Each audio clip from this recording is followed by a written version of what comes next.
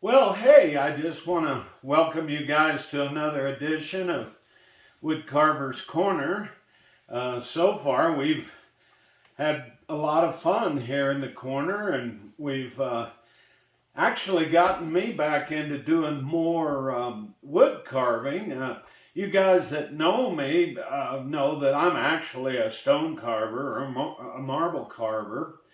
I did start out on wood, and I still enjoy wood.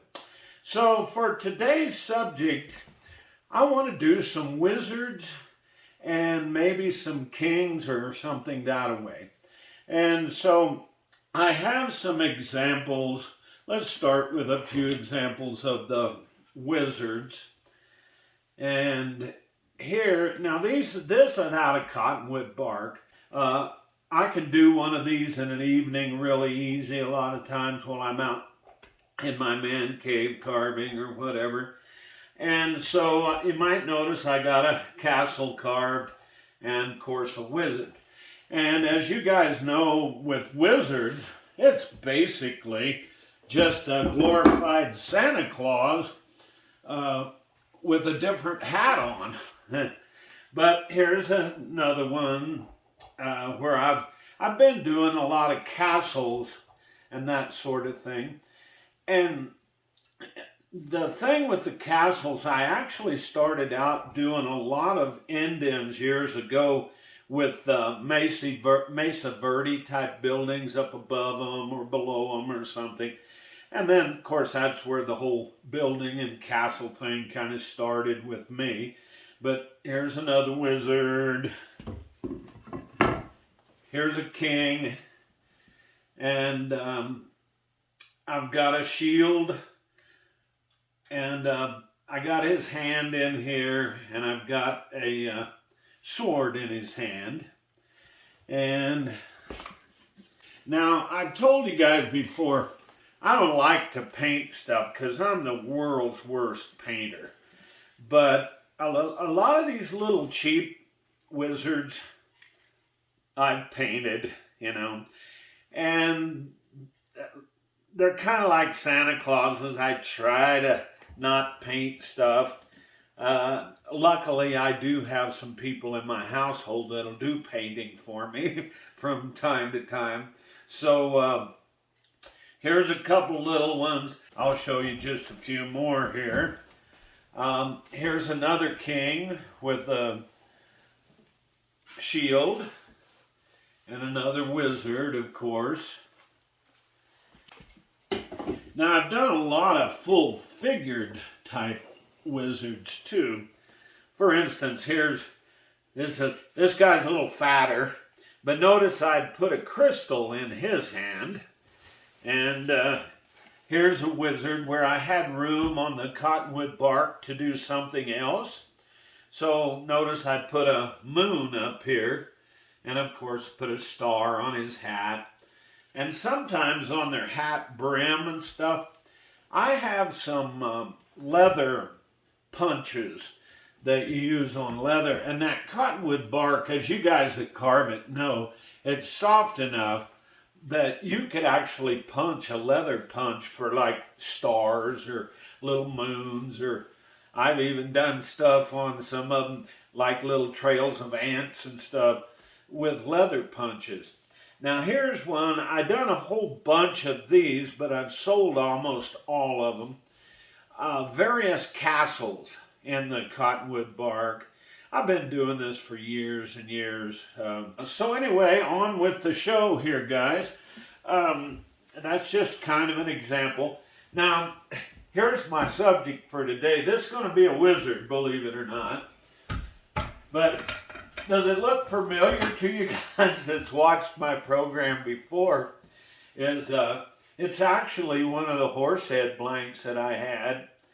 And but now last year I sold a couple cool wizards using the driftwood for their beard or their hair or something. And I thought, well, heck, let's change this into a wizard, which looks like pretty cool. And I'd even at one point thought about cutting this root off. But something about that root going way out there, this could be a coat hanger or something, I don't know what. But I kind of liked it, so I didn't want to cut it off. Now, we're going to do a little different deal today, too, here's another one. Look, again, it's a horse head, see?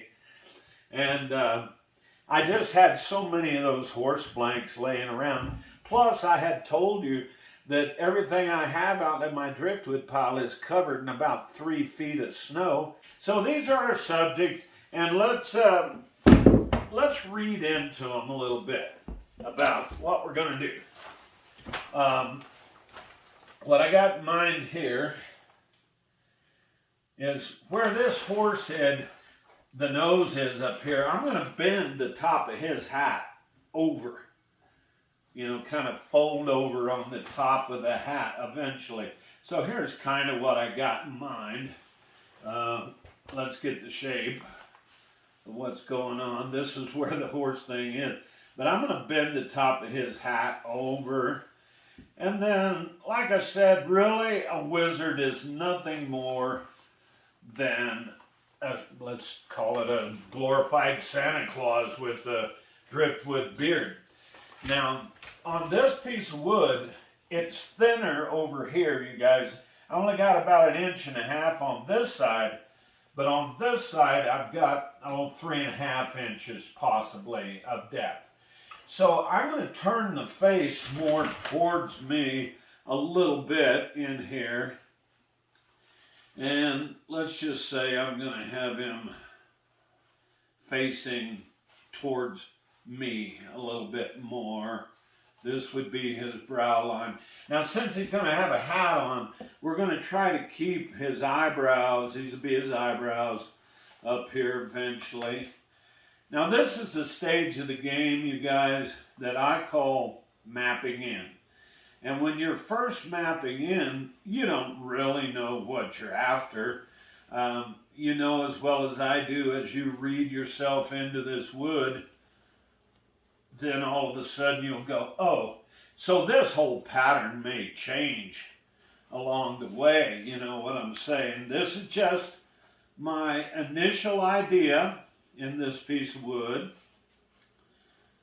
And I'd like to have it, since this is all blowing around and out here, and I don't know what I'm going to run into here other than this rock right here. There's a hidden rock I'll show you guys here in a minute when I turn it. But, so this whole thing is blowing that driftwood, you know, backing around kind of like this or whatever. So what I got in mind is turning his face like into it like that some. And of course over in here, I'm going to use a lot of this for his hair. See it falling down here. And of course I don't know how it's going to end up.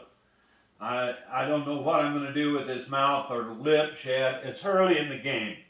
I'm not even going to draw his eyes in here yet, just for the simple fact I'm not even sure where they're going to go here. We might go back to our drawing once we get into the wood. Now, 2 things I'm going to do right off the bat. I do know, I've tasted this piece of wood. It is hard. It's the orange, it's juniper, but it's orange colored juniper. And something about that orange colored juniper is just really hard. Now here's some nasty stuff that can just well be knocked off of here right off the bat. Let me tighten this spice up a little bit more.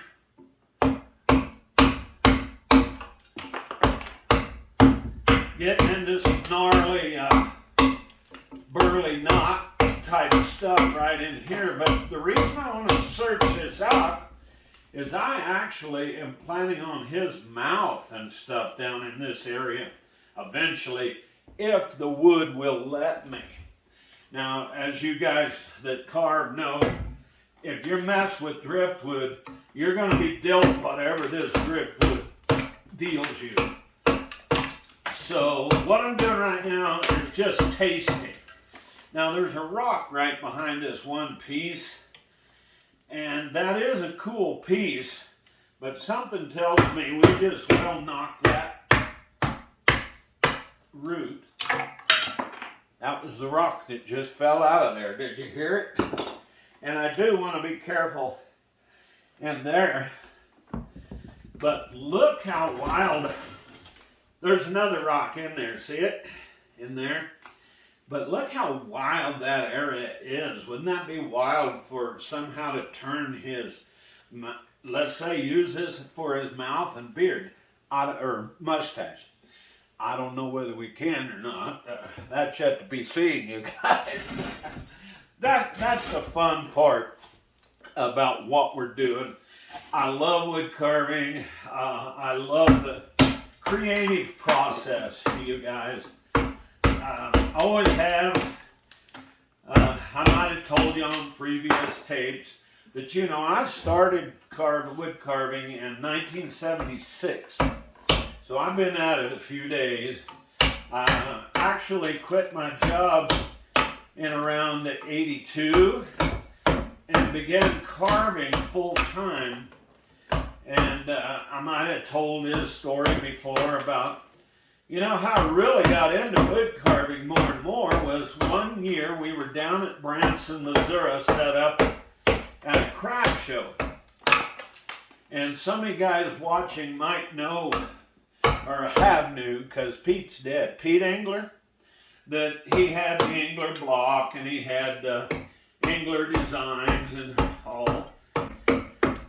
And Pete came and saw, I even had some cigar store end-ends and all sorts of stuff. I was really, really into a lot of different stuff, wood carving, you know. And Pete stopped at our booth, and right off he was impressed. And he said that he was interested in buying, at the time, Santa Clauses. Of course, this was in early November, so it was before Christmas. And Pete had told us, he said, any of these Santa Clauses that you guys have left after the show, I'll buy them all. And of course, you can imagine Vicky and I, we were excited because, you know, here we were selling maybe 5 or 6 a day at the show, and Pete had offered to buy every one of them when we got done with the show. So that's how we got to meet Pete, you know. Well, at the time, he had 5 wood carving shops. He had a couple in Gatlinburg, Tennessee, Dollywood, Silver Dollar City shop. He had Mountain Woodcarvers in Branson, Missouri. And so he had an outlet. My vice is loosening up on me here. Pete had an outlet for all sorts of wood carvings. And it wasn't long after we started dealing with Pete. He could sell them faster than Vicky and I could carve them. Of all kinds of wood carvings, you know, which, if you're trying to sell wood carvings, that's what you want. Somebody who can sell them faster than you can carve them, you know. So that's really what got us really, really into a lot of wood carving, a lot of different type of wood carving too. You guys can see how hard this piece of wood is. And this one's really splintery. And you might notice a little rotten spot showing up on me here, which sadly enough is kind of the area here where I'm planning on putting his face eventually. Now all I'm doing right now, you guys, is cleaning off. See, there's a little bit of a rotten place here, but I think we're going to get out of that as we go on up.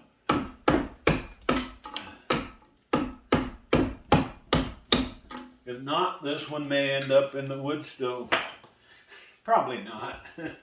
But you always got to be ready with this driftwood for whatever's going to happen to you along the way, you know. It's truly an adventure, you guys. And a lot of fun. But I'm going to search out this little more on this rotten spot that we were talking about. It looks like we're going to get rid of it, but maybe not either. So I'm mapping in, and I'm trying to search out my wood a little bit here, you guys. What am I going to run into, you know, kind of a thing. As you can see, it's hard.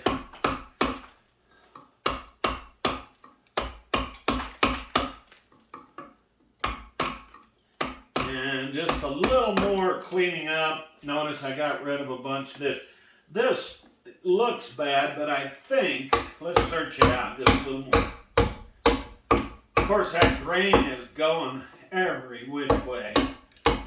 Right there. My goodness. I don't really like the way that grain's going, but we're going to live with whatever happens.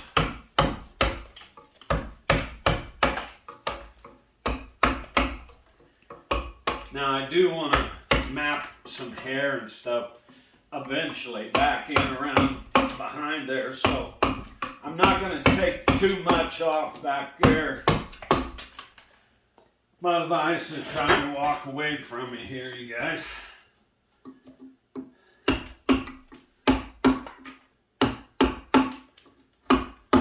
Yeah, you know, over the years, I was talking about down at Branson, I'll tell you who was my biggest carving influence at the time. If you guys were ever there back in, I'm going to say probably late 70s, somewhere in there, is you guys ever see Bob Robertson's work or Mike Croney's work? When Pete had the Mountain Woodcarvers there in Branson, I never will forget. First time I went in there and I saw Bob Robertson's work, and of course at the time Mike Croney had a lot of really nice pieces in there. But between the influence of seeing Bob Robertson's work, Mike Croney's work, Jesse Koo's work, and of course Pete Engler, Richard Engler, John Engler, God, there was, I can't even name all the influence carvings that I first saw. Now I am going to stop here just a second, you guys, and I'm going to do some drawing on this thing. I don't want to get off in here very much because this hair is going to be blowing around and down in here. Of course, this kind of weird looking in there. I don't know what we're going to run into there. But let's just do a little drawing and mapping here. Let me get it up here, adjust it where we can see a little better. Now, this is a pithy center. Looks like it comes on down a little ways, but here's what I got in mind. I'd like to keep this high spot for his nose area and stuff. And yes, his hat might come down lower than what I'm drawing, but this might be his hat, you know, where it meets his forehead here. I'm going to search this out a little more in here, because as you can see, boy, look at that, it's all swirly, burly, curly, and I don't know what I'm going to get into in there.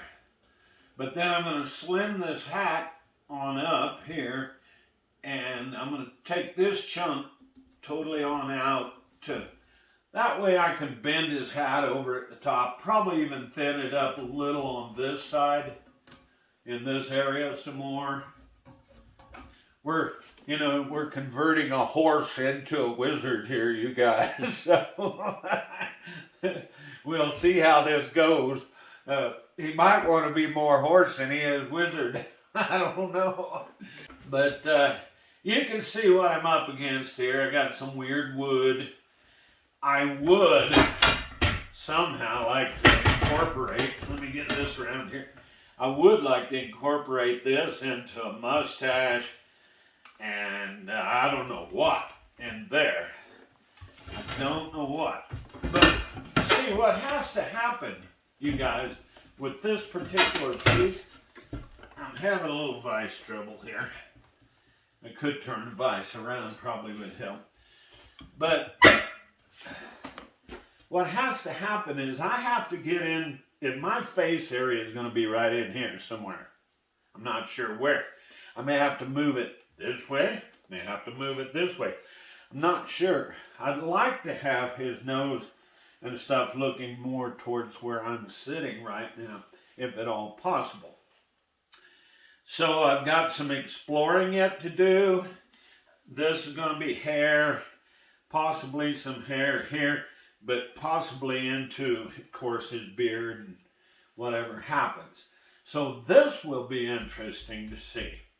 Now, I'm going to do off camera some of this that I just talked about, and I'm going to search out this face area a little more. There's no sense in dragging you guys into the next hour of me trying to figure out if this wood's any good in here. So I'll get in and do that off camera. We don't want to burn up a bunch of our time. But we're doing a little different thing today. Is let's map this one at the same time, and we're actually going to bring two carvings along. So let me map this in with you guys. Now note there's a knot right here.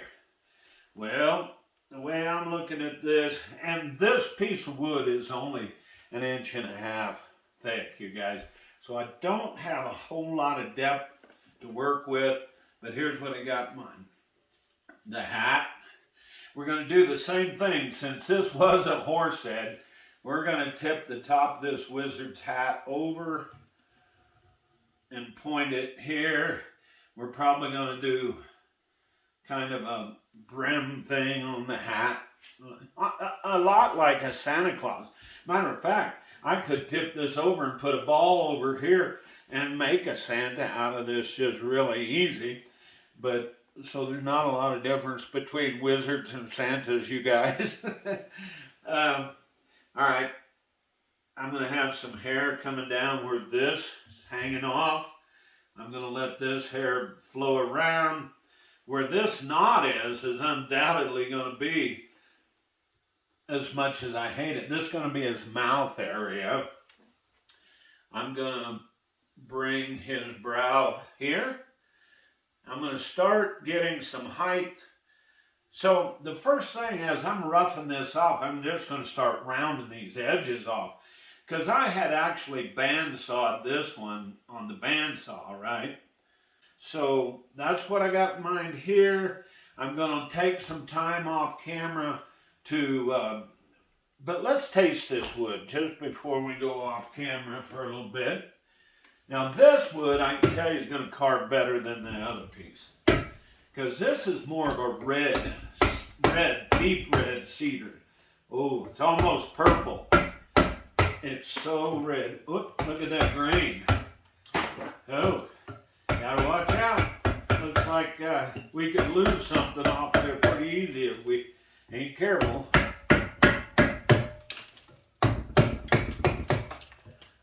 This one's going to carve much, much better.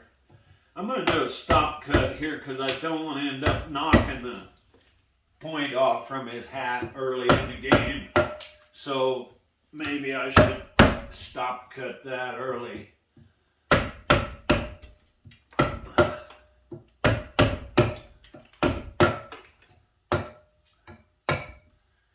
And the way this grain is kind of swirly twirly,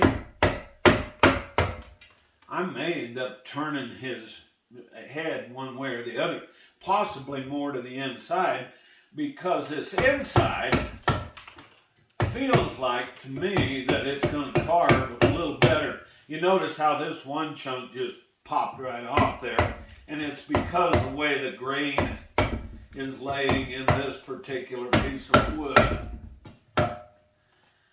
So, guys, I'll tell you what I'm going to do. You can see I'm cleaning up. I'm going to draw this face in here after I get it all cleaned up. I'm going to search out this knot a little bit here where I think there's going to be his mouth, because there ain't much better thing to do with that other than make it his mouth where that knot is. I'm going to have to do something with it. So sometimes you have to let the wood say what it's going to say. In other words, you can't always dictate what's going to happen with the wood. You know, it's the same way carving marble. There's times where you think you're going to force the marble into doing what you want it to, but there's times if there's chert or a bad streak or something in the marble, you're going to have to do whatever it tells you to do. So, same way with wood. Main thing is, you guys, we're having fun. And so I'm going to bring these along a little bit more off camera, both of them. And I'm going to get back together with you guys a little bit later. All of a sudden, oh my.